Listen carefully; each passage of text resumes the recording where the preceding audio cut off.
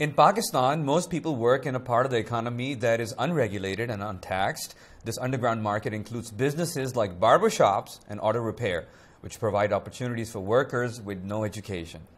On the one hand, the informal economy can be seen as helping Pakistan's overall economy by providing services at a cheaper price. But millions of these workers not paying taxes means much less money for the state. Our Philip Alexiou talked about the situation with VOA correspondent Sharon Behn.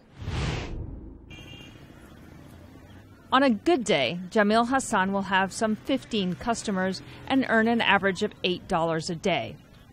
Hassan is one of the millions working in Pakistan's informal economy, the mainstay for the country's vast poor.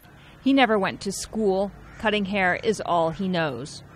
Nice. I've been doing this all my life. My father and grandfather did it before me, so this is what I do. According to World Bank figures, about 70% of the laborers here work in the informal economy. That means they might have a small haircutting place under a tree, for example, or they work cleaning, or they're in the agriculture sector, or they're in the brick kilns, and it's actually a huge part of the labor here is informal.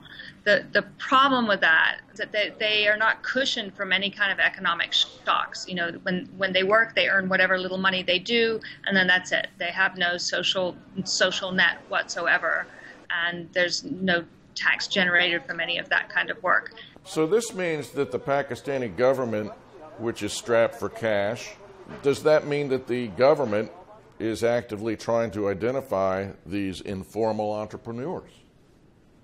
Well, it's a very good question, and there's some discussion about that. You know, so presumably they are trying to. A lot of these people aren't even registered. They don't even have an ID, an ID number. They don't have birth certificates or death certificates. Mohammed Naeem works in a modest seasonal wheat mill when Pakistan's constant power cuts don't grind work to a halt. I feel that people should not take loans, not owe money. That is very important. You should only use what you earn. Naeem says he would like to have his own business, but he doesn't believe in bank loans or in savings. What other people say here is that, well, actually the country benefits from that. It's cheap labor. It's you don't need to provide a pension or Social Security or anything like that. It's very cheap labor, and they provide a very cheap service, and that's very important in a country where it's a poor country. Most of the people are very poor. So have the people that you've spoken with, I presume, are they just sort of used to it, or are they actually clamoring for some sort of a quote-unquote legitimate economy? Well, I think they're used to it. But when I've spoken to them, they've said yes, they would love to be part of the formal economy and get a regular salary and feel more protected. But there really is no way in for them.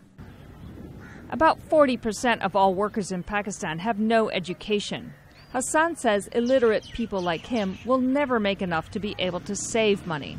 So where does Pakistan stand in terms of the rest of the world when it comes to investing in its own people?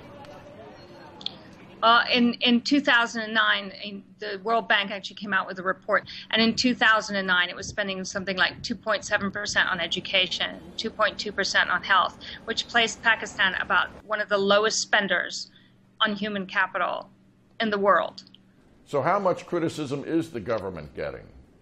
There is a lot of criticism among some people here that the government is not doing enough to, bring up these people on their education level and the health level and actually involve them in the formal economy and formalize the entire Pakistani economy. There is a lot of criticism of that. There is criticism that the government is corrupt, that they're actually making money off the back of these informal workers because they provide a very cheap service and they work very cheaply. Whether it's in the brick kilns or in the huge agricultural sector here, there is that criticism. It does exist. There's also criticism that the government is not collecting taxes from the very wealthy, that they manage to get enough loopholes that they're not paying taxes. There's been criticism that even the lawmakers don't pay taxes. So there's, in addition to the informal sector, there's bonded labor here. There are people who are bonded for life. They work for life, trying to pay back money that they've borrowed, and that debt gets inherited by their children, who then are also bonded for life until that debt is paid off. But the interest rates are high, and they can't always do that. It's against the law, but it still goes on. I have to say that Pakistan, is one of the, it is actually creating a lot of jobs for its people. It's just that those jobs are not in the formal sector. So there are jobs, like you said, there is a demand for things, but it's the quality of the jobs that they're creating that people see as a problem. All right, and economists say if Pakistan were to collect sales tax from these informal sectors, the revenue could account for about 4 to 5% of its gross domestic product, or GDP. So that's a pretty big chunk. It is.